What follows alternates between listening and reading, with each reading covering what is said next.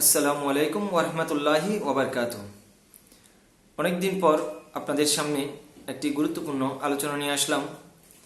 অনেকদিন আপনাদের সামনে আসা হয় নাই, ব্যক্তিগত কারণে, পারিবারিক কারণে, কাজের চাপে কোনো আলোচনা নিয়ে আসতে পারি নাই।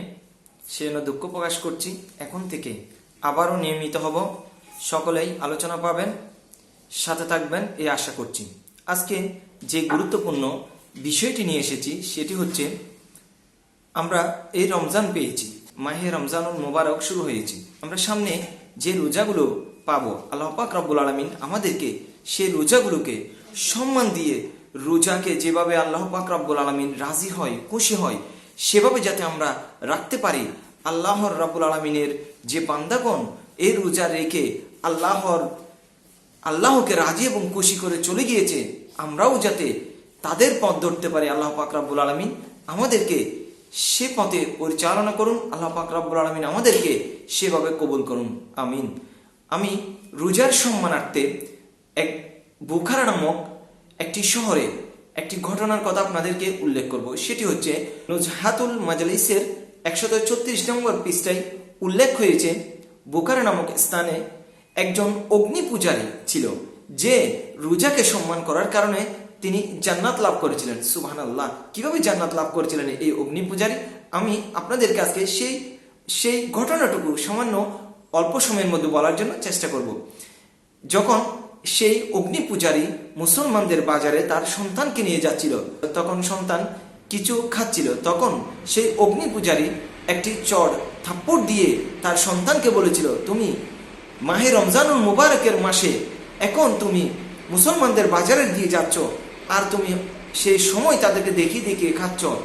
তাই তখন সেই পুত্র সন্তান তাকে বলল, বাবা এভাবে তো তুমিও খাও রমজান মাসে। তখন তার পিতা বলল, সে অগ্নি পূজারী তখন তাকে বলল যে আমি খাই, কিন্তু এখানে নয়, আমি লুকিয়ে খাই, ঘরে খাই।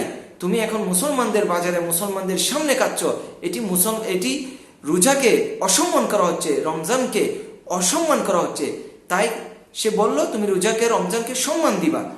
তখন সেই এলাকার, যখন সেই অগ্নি পূজারী মৃত্যুবরণ করলো, সেই এলাকার একজন বুজুর্গ ব্যক্তি তাকে জান্নাতে দেখতে পেলেন।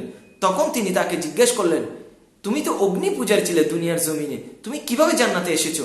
তখন সে অগ্নি পূজারী বলল, আমি অগ্নি পূজারী ছিলাম ঠিকই, কিন্তু আমি মৃত্যুর পূর্বে আল্লাহ পাক রব্বুল আলামিন আমাকে ঈমানের স্বাদ দিয়েছেন। কেন?